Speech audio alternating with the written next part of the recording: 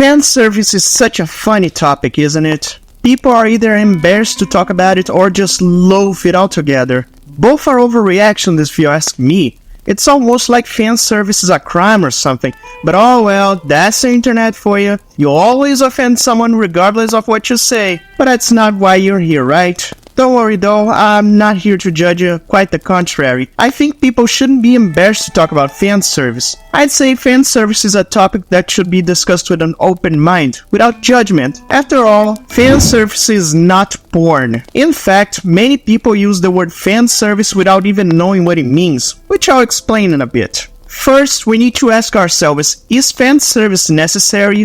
What do you think? Personally, I'd say not really, no. A good story can do very well without fanservice, but just because it's not needed doesn't mean it's not welcome. The right dose of fanservice is always welcome. It shows the author cares about the audience. I think people who say fanservice is a bad thing miss the point of fanservice or doesn't even know what it truly is. I'll tell you now why I think fanservice is a good thing and why it shouldn't bother people as much as it seems to do, so sit down and enjoy the trip. Let me ask you this, do you know what fanservice is? Well, the dictionary definition of fanservice is any aspect of a work which is included by a creator with the deliberate intent of appealing to their presumed audience. In other words, fanservice is exactly what it sounds like. It's like a chef cooking you a delicious dish you may or may not have ordered with the intention of pleasing you. Examples of fanservice being Captain America wielding Mjolnir in Avengers Endgame, being able to pet animals in video games, callbacks in movies, famous cliches that people still like, and finally, carefully taken shots of attractive characters purposely making them look even more attractive to the audience, which is exactly what I'll focus on. These moments are rarely ever important to the plot itself. Usually they're just short scenes of a character being partially or sometimes totally exposed to the audience, so their features can be more appreciated. It shouldn't be overdone though, because just like a chef giving you the same delicious food every time will make you sick of it, too much fanservice stops being fanservice and becomes bothersome, which understandably makes the audience feel uncomfortable and embarrassed, which is why fanservice must be given sparsely and within limits. It's important to notice that total exposure and sex scenes aren't the same thing. Sex scenes don't normally count as fanservice because most of the time they're plot related, and when they're not, they can come off as gratuitous. I wouldn't say they're necessarily there to make the audience feel enticed. Sure, there is still a possibility, but not really my thing. I don't know, I personally never felt anything for those sex scenes in Game of Thrones, but they were welcome due to being plot related and to fit the tone of the story and its world. When it's gratuitous like in some French movies and modern TV shows, yeah, I'll probably just feel embarrassed. Also, fanservice is unlimited to female characters. Male characters sometimes get the same treatment. Normally, males show up shirtless or flexing their muscles, showing their features in their own ways, which clearly differs from female fanservice. Male fanservice doesn't get criticized by the media, which is fair to be honest. Male beauty deserves to be appreciated just as much as female beauty. I just think it's unfair to criticize when females get fanservice, but praise when males do. I mean, the MCU did that with Tony Stark, Thor, Captain America, Star-Lord, and that's not limited to the MCU. We've all seen Arnold Schwarzenegger or Brad Pitt shirtless before. Hell, even the gaming industry does that. Just look at every Mortal Kombat male, or just remember that bathtub scene of Geralt in The Witcher 3, where he's completely naked. Nobody complains about that scene as far as I'm concerned. Why? Well, because men aren't jealous of other good-looking men.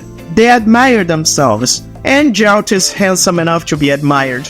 Another thing I like to say about fanservice is that less is more sometimes. A glimpse of a character's features can be much more pleasant to see than total exposure, because it leaves space for the imagination, and most of the time it feels more natural, whereas full exposure leaves little to no space for the imagination, and nudity must be carefully used in order to be appealing. Remember what I said about good dish, the right quantity will taste good. Too much and you'll get sick of it. For an example, I don't know about you, but I take a girl wearing an oversized shirt and nothing else over a sling bikini or micro bikini any day. And that's just human nature. We like things that aren't so easily obtained. We don't like being handed things so easily. The feelings of curiosity, desire, and imagination are strong enough to get you out of your comfort zone. We'll always go for that. Working hard to earn something is what makes it satisfying. This can be proven very easily by either checking up fan art of fictional characters or just observing what kind of women men like the most. It's never the easiest ones, it's always the ones they'd be willing to put effort, to do everything for them, to take risks. That's why less is more, in my opinion. In the end, fan service is a form of appreciation of human beauty and a way to please the audience, so it's natural for humans to appreciate it. It's not as much of a big deal as people make it out to be. Fan service can be seen in all types of media, such as movies, TV shows, video games, comic books, posters, paintings, statues, hell, even in beer bottles. The appreciation of the human body is an expression on its own right, and it comes in all forms. You can't escape it, it's everywhere, really. However, fan service is more notable in anime than in any other media, for the right and wrong reasons. Fan service in anime is more abundant, and therefore the quality varies. The chef and his delicious dish example apply perfectly to anime. In anime, you may either consume the right amount of good quality fan service and leave it extremely satisfied, or consume too much and feel sick of it, sometimes just feel sick immediately thanks to the bad quality.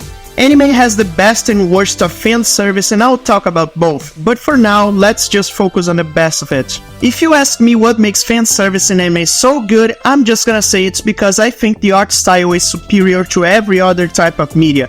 It's visually more appealing, but not in the regular sense of the word. Anime art style tends to look cleaner, more polished, fantastic, out of bounds, ethereal. It's an art style that doesn't aim to look realistic, but more like fantasy, like a dream, like perfection. A style that looks beautiful in a way that's impossible to replicate in real life. A way that the audience can appreciate but can't have. But the art style isn't the only thing that makes fanservice good and well known in anime, it's how it's executed. When anime pulls off fanservice right, it comes off as natural. It happens at the right time and place without feeling gratuitous or forced. When I say less is more, I take anime for an example, funny enough. Things like a panty shot fits in my description. They're meant to be silly, funny, and clumsy. Most of the time it just shows a girl's clumsiness, so you can not only appreciate what you see, but also laugh a little. I'd say the entire point of panty shots is the clumsy nature of the event, which to be fair happens in real life as well, and not only in Japan, but everywhere. It's bound to happen.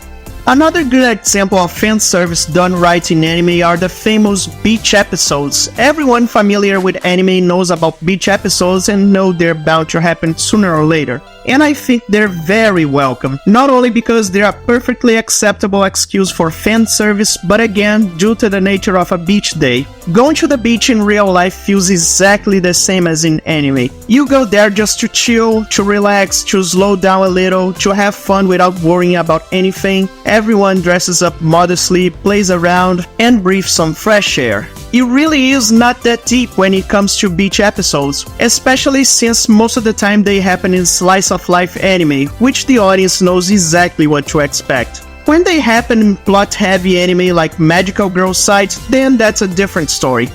One more good and famous example of fan service are the Hot Springs episodes. This one is different, because while full nudity is involved, it's less gratuitous and actually makes even more sense than the previous two, because visiting the hot springs is part of Japanese culture for centuries. Hot Springs episodes normally happen when the characters need to relax, to relieve all the stress they've been through. And that's been happening probably ever since Japan exists. Maybe even before that, so that's a good representation of Japan. These are the three better examples of fan service done right in anime, but it's not all reduced to just panty shots, beach episodes, or hot springs. My Hero Academia doesn't do any of that besides hot springs once, but most of the time it just takes shots from good angles of mainly the most famous heroines, and it does so naturally, it doesn't force anything. Another anime I'd like to give credit for doing fan service right is Fairy Tail. Not for its overall run, but for one scene specifically. This scene here. Fan service in this scene was done artistically in the true sense of the word. The outfit she's wearing is obviously lewd, but not like some gratuitous horny coon-bait stripper bitch outfit. This one was carefully designed to be sensual, to catch the attention of everyone looking at it, and to not fully reveal everything, just to show a glimpse of the girl wearing it. The reason why I say this is artistic is because of everything involved. The dance, which is art on its own right, the music that contains the right rhythm and vibes to everyone listening, facial expressions that emanate sympathy, charisma and passion, body language, which is all fan service is about, and the appreciation of it. All that combined in this magnificent scene. Art in its purest form. Absolute art. And that's how anime handles fanservice right. The best way to handle fanservice in anime is to make it fun, to make it feel like something that could actually happen in that time and place, to fit well within the tone and pace of the anime. It's all about giving your audience what you know they want and executing it properly. That said, I can understand why some people don't like it. To be fair, there's plenty of bad examples in anime, and I don't blame some people for not liking it based on sad examples. It's true that some anime handle fanservice very poorly, which is something true anime enjoyers criticize themselves. Even so, before criticizing fanservice as a whole, everyone should know what they're getting into before setting the wrong expectations. For one, I don't think someone who dislikes fanservice should watch ecchi anime. That's like a vegan stepping inside a steakhouse, complain that there's too much meat in it, and then demand them to stop selling meat. What I'm saying is, ecchi doesn't count as a bad example of fan service, because ecchi is a genre of its own and those who watch it know exactly what they're getting into. Ecchi only caters to its known audience, and that's what matters. However, when the genre they consume is driven towards a more casual audience like shonen and isekai, that's when things get complicated. Like, I can understand why someone would feel uncomfortable watching Dragon Ball when they see Master Roshi creeping on Bulma or wearing a bunny suit so a girl that's at least 40 years younger than him can wear it as well. To be fair, even as a child I found Master Roshi creepy, but that's just the point. He's meant to be a pervy old man who creeps on younger girls. The joke is that it always backfires. And let's not pretend Bulma isn't okay with that. She offers him and Goku a sight of her panties for her own gains and even offers Goku to touch her butt. Hey, I know what. Look, I'll trade ya. You let me have your Dragon Ball, and I'll let you have a little peek. What do I care about seeing your dirty old fanny? The same goes for Jiraiya, who is so perverted it gets out of hand, to the point he keeps asking Naruto to turn into a girl so he can drool over him. Ew, it sounds creepier when I put it like this. Again, it's part of the gag of his character, and to be fair, he's still more decent in the matter than Master Roshi and the next examples I'll bring up. Sanji is depicted as a gentleman and all, until we hear him say he wanted the devil fruit that allows the user to become invisible so he could peek on girls in their bathrooms. So much for a gentleman. At least he still respects women somehow.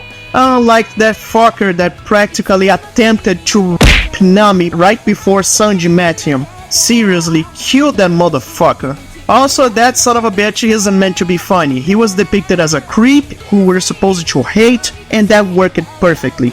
Brook being the next example, asking girls to show their panties, but at least he's just politely asking. However, sometimes the gag just doesn't work. Like Mineta. I can understand the audience not liking him, because he sure is not funny. Not to the audience, not to the characters, because the girls are clearly uncomfortable with him groping them or peeking on their dorm room.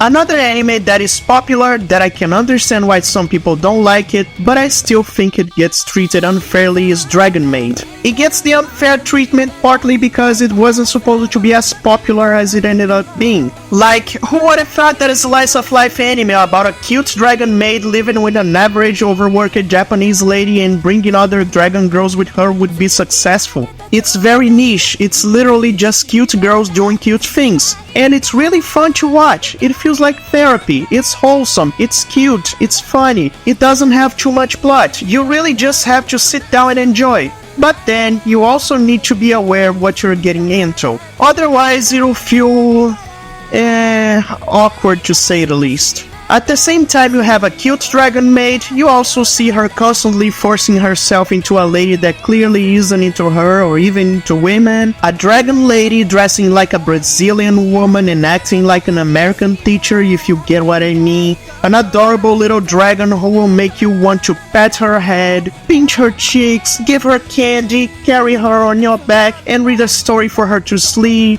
But then she has a friend who is practically a predator in the body of a lolly, because I'm 100% sure she's not even old enough to be as horny as the show makes her. To me, Saikawa is just as bad as Master Roshi, Mineta, and Jiraiya. Her being a lolly doesn't make her less gross. You also get the only two decent girls in the show, Elma and Lulu. The latter having the only not forced and natural relationship in the show. Her relationship with Take truly feels natural, earned, funny, acceptable. Yeah, Dragon Mage is weird, sure, but it's no biggie, really. If you can get past what I just said, I'm pretty sure you will enjoy it. It's an anime built entirely on fan service, so people should know what to expect. I said these examples are okay, which doesn't mean there aren't bad examples of fan service and that some anime handles fan service poorly. But then it begs the question, what makes fan service in anime bad? Personally, I'd say fan service is poorly handled when it's uncalled for, when it doesn't fit the moment or the tone of the scene that's depicting. Fan service is bad when instead of feeling earned, it feels gratuitous. Examples of that would be that isekai with the MILF, which has scenes of groping and nudity in moments it really didn't fit, but it also contains incest, which is gross.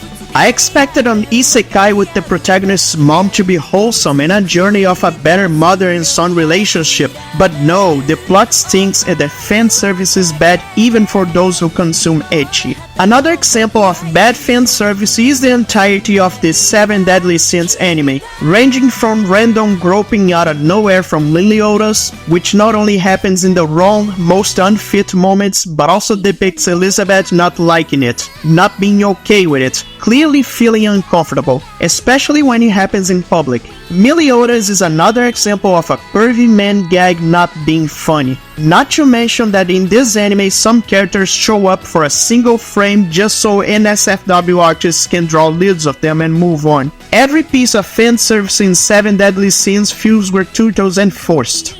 Now for the next point. Fan service as plot. Fan service is normally used as a tool to manage the pacing of an anime and to please its audience while the plot isn't moving. But some non-ecchi anime use fan service to its advantage by turning fan service into the plot. Sometimes it works magnificently. The best examples of anime that turned fan service into plot are Kill la Kill, Panty and Stocking, Fully Cooley, Darling in the Franxx, and Shimonetta. The first of them, Kill la Kill, or if you use the Japanese wordplay on the title, Dressed to Kill, is the very best example of that. It knew exactly what it was doing with fan service and it was groundbreaking when it was released due to its innovation with everything. Kill la Kill might make its audience embarrassed at first, but all the embarrassment goes away real fast and it quickly becomes more interesting as the anime goes. The plot revolves around Ryuko Matoi, who is going after her father's killer. Classic revenge plot. But the interesting part is when she learns that the school she's in has its leader wearing uniforms with superpowers. The deeper Ryuko digs, the weirder it gets, and fuck yeah, it's awesome. It keeps getting more rock and roll with each episode. Until we learn that clothes are aliens and have been enslaving humanity ever since civilization was a thing, so the solution against that is to get naked. That's the point? Contrary to interpretations from people who clearly missed the point, Kill la Kill is not a critic to fan service. After all, the creator himself, Kazuki Nakashima, basically said fan service is necessary and that people who don't like it should grow a thicker skin. Kill la Kill is actually a love letter to fanservice, and its message is to not be ashamed of liking fanservice, to not be a slave to societal norms, and a critic to Japan's authoritarian system. Spiritually is the same as Fooly Cooly, which by the way it's another anime that uses fanservice right. Describing Fooly Cooly's plot is pretty hard, so to make things simple, let's just say that it's a story of puberty and the message it delivers is that we should just enjoy things. It's a love letter to blockbusters. It represents teens wanting to become adults but doing it wrong by ditching their inner child, while adults understand why having their inner child alive is important. Think of it like this, it's like Naoto is a teen boy who wants dark, gritty and realistic movies and video games, while the actual adults in the show want dumb fun like Transformers, Godzilla vs. Kong, Fast and Furious, and video games like Devil May Cry. But what does that have to do with fan service, you might ask? Well, because Haruko is a horny girl wearing a bunny suit while surfing on a guitar and wants to have sex with Naoto. But not more than he wants to have it with her, because being horny is part of the fun and it's natural for those growing up. And the anime depicts that very well with the use of fan service. All the crazy things happening in the anime represents how crazy the world is to boys growing up, and honestly I can totally relate to that. Next one is panty and stocking. Boy, if these two didn't convince you to embrace dumb fun, then panty and stocking probably will. Not only that one is a love letter to blockbusters, but also a love letter to Cartoon Network, from Japan no less. This anime is entirely just dumb fun, rock and roll, magical girls doing their lute dance, one of them using her panties as a gun, the other using her stocking as a katana, symbolizing the cultural friendship between America and Japan, and of course, lots of sex, which in the end served to build Panty as a character. It's visual candy, which is something Stocking loves more than sex. The best thing I can tell you about Panty and Stocking is just sit down and enjoy the trip, because it's a wild one and please appreciate what you'll see. Absolute art.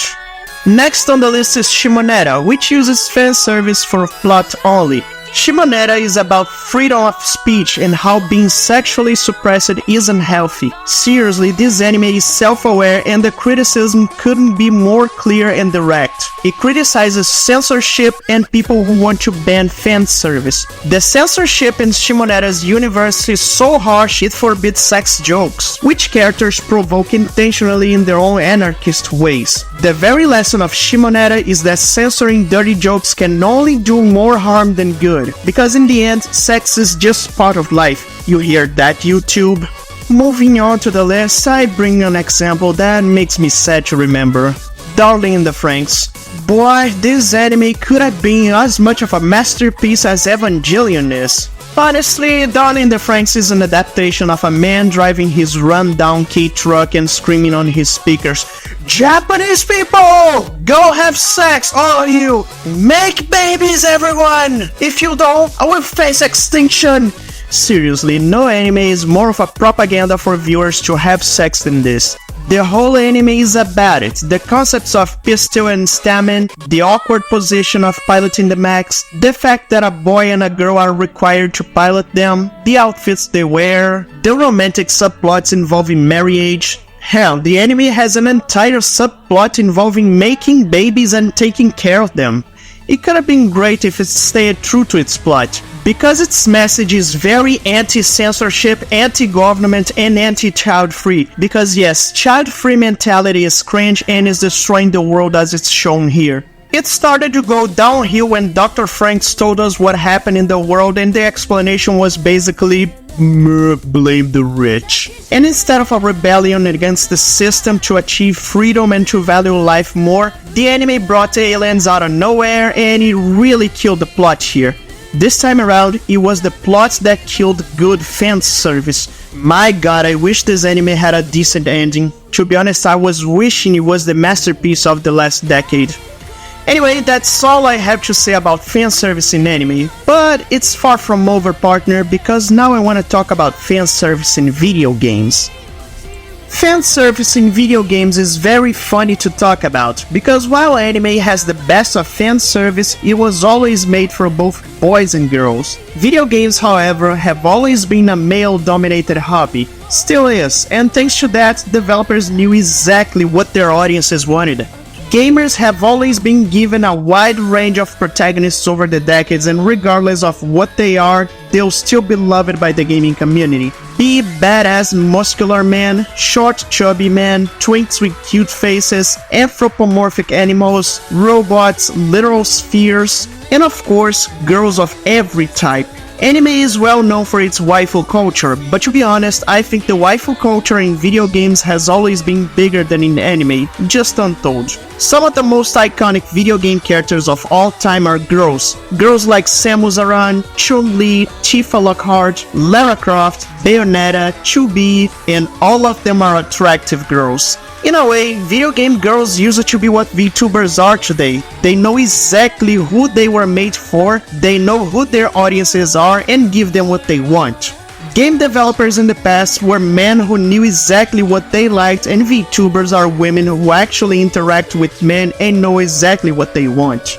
I say fanservice in video games is funny because in a way it's different than everything else, in the sense that instead of just teasing the player with partial or full nudity, fanservice in video games have more to do with what they wear. Their clothing is very important. In order to explain this, first I need to bring up a fact about male gamers. Whenever a game gives them the option to customize their protagonists, a significant part of them will pick a female protagonist, me included, and that's something that increases the possibility of fanservice in video games. After all, gamers love being given skins and outfits for their characters, and let's be honest, customizing girls is way more fun than customizing boys. Men don't play with Barbie dolls, but they sure love to customize their female protagonists in video games. It's a good way for men to be in touch with their feminine side in a healthy manner. Not only that applies to customizable protagonists, but also with existing ones. Games like Nier, Xenoblade, and Chainsaw Lollipop have a wide variety of outfits for their female protagonists. This has been a thing forever, and Stellar Blade keeps it alive with its wide variety of outfits and hairstyles.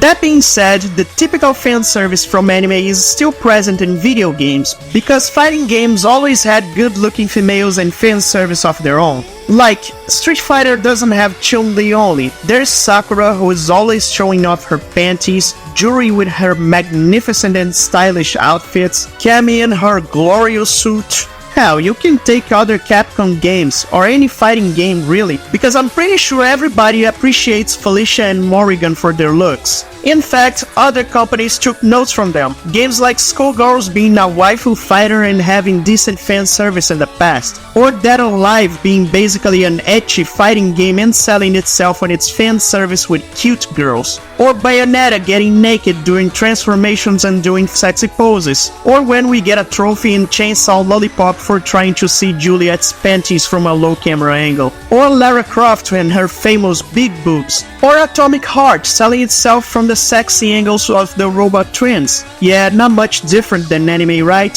And of course, male fan service is present as well. Like, badass males are very likely to show up shirtless. Take a look at Kratos, Dante in Devil May Cry 3, most males in Mortal Kombat, most males in Yakuza. Nudity isn't out of the question either. Like I mentioned earlier, Geralt being nude in the bathtub, or Jin Sakai bathing in the hot springs, or Dante showing up nude in the end of Dante's Inferno. Yeah, there's still plenty of male fan service in video games. Unfortunately though, you might have already noticed that some of these games aren't what they used to be, like Skullgirls and Dead or Alive. It's a shame, but some games suffered from modern audiences, which I'll explain later, but for now, I just wanna end this section by bringing up that fanservice in video games are still there for its known audience. Fanservice nowadays is mostly from gacha games, which sells itself from waifus. Gacha games are sold to anime enjoyers. Fanservice is very deliberate, and it's sadly just a little light of hope we still have. Games like Blue Archive, Girls Frontline, Azur Lane, Nikkei, Snowbreak. These games don't shy away from fanservice because of all the factors I mentioned. The games are built like anime, have beautiful waifus, and anime enjoyers love it. It's no wonder it sells so well. In fact, gacha companies are using money from gacha games for good. Like Hoyoverse investing in nuclear reactors and Shift Up using the gacha money to give us Stellar Blade. Everyone is thankful for that. Next thing I want to talk about is when fanservice is explained with plot and lore. Some creators are aware that fanservice might bother some people, so they work around it and make it canon to why some characters wear very little clothing. Take a look at Quiet from Metal Gear Solid, who faces skin injuries, and thanks to the chemicals applied to her skin, she can only breathe and stay hydrated through her skin and feed herself on photosynthesis. But at the same time, her skin grows to be extremely sensitive, which is exactly why she wears so little clothing. Another example is Momo Yaoyorozu from My Hero Academia. She can create anything from her skin, so exposure works on her favor and makes sense to her character. And yet another example of that is what Mortal Kombat used to do with its female characters. In the Mortal Kombat lore, Edenian females wore revealing clothes for a few reasons, like their appreciation of the human body and beauty, which is based on how Greeks treated human beauty and because Edenians are actually much more innocent compared to Earthrealmers. To Edenians, the revealing clothes from Kitana, Melina, and Jade weren't seen as vulgar or sexualized. It's Earthrealmers who are uglier and overdressed compared to them. It's simply cultural shock, and it was a very valid reason. Another character in Mortal Kombat who in my opinion was more justified to wear little clothing is Scarlet. Her powers are blood related. She needs to bathe in blood for her powers to grow stronger and most likely feeds on blood through her skin as well. I think such explanations are welcome, but it doesn't stop journalists from being the little shits they are and keep on criticizing stuff they don't like, which they did to Kojima when he made Quiet. Their pettiness is just inevitable. You can never please journalists. They will always find reasons to whine, so always tell them to kindly fuck off. Anyway, I appreciate Kojima making an effort to explain Quiet, who has a beautiful story by the way, but I appreciate Yoko Taro more, who, when asked why 2B is sexualized, he just answered, because I really like girls. Be like Yoko Taro and design your character however you please. Now, moving on, I want to talk about Western fan service, because let's not pretend Hollywood haven't done this for ages now. Up until mid-2010s, Hollywood movies always had women dressed to look more appealing to their audiences, and they were all good-looking and charismatic. You know, Marilyn Monroe did this in the 50s. It's only thanks to her influence that we had actresses such as Scarlett Johansson, Megan Fox, Drew Barrymore, Nicole Kidman, Angelina Jolie, Lindsay Lohan, Mary Elizabeth Winstead. These women used to be glorified, celebrated, and admired by Hollywood and its audiences, and neither the directors or the actresses themselves shied away from a little fan service. I assume everyone is old enough to remember Michael Bay's Transformers and how people used to appreciate Megan Fox back then, despite her having very little talent as an actress, all because of her beauty and how directors made her look appealing. I would argue that fan service in movies used to have a very high artistic value because just makeup, nice body, and fine clothes aren't enough. Photography is of major importance for that, which is what we have photography directors for. Hell, even the most badass women were given fan service. Some people say that Sigourney Weaver didn't need to be sexualized, yada yada yada, as if she didn't have a scene where she's on her underwear in the very first Alien movie, directed by Ridley Scott no less. Hollywood used to have attractive women in the past and it was always welcome. Western fan service doesn't consist of Hollywood only though, because we can't just pretend they didn't do it in cartoons and comic books like Japan does right now. We always had comic books like Red Sonja, Vampirella, Power Girl, and Heavy Metal. Comic books with hot women wearing sexy outfits and nerds who appreciated what they were reading. I doubt anyone would care about Catwoman or Emma Frost if they didn't look half as hot as they did and weren't given all the fan service they got. Don't believe me? Look at Captain Marvel. And speaking of Catwoman, Catgirls is something anime enjoyers love. But how about we appreciate Catwoman first? She was the Catgirl before Catgirls were popular. And she was always sexy, no matter the media. Comic books, movies, animations, and even video games.